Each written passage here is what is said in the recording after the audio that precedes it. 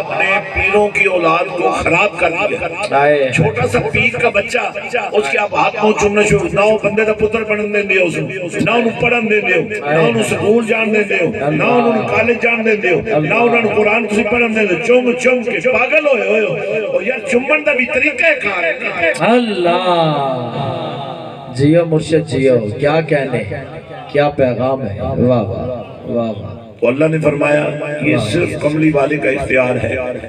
یہ جتنے کملی والے کے نوکر ہیں نا، جو جہاں بھی بیٹھ گیا ہے نا اللہ کے نبی کی محبت میں بیٹھ گیا ہے، شریعت کا جھنڈا لگا کے بیٹھ گیا ہے، ختم نبوت کا مشن لے کر بیٹھ گیا ہے، یہ اس کی حقیقت نہیں ہے. حقیقت وہی ہے جو محمد عربی کی ذات ہے.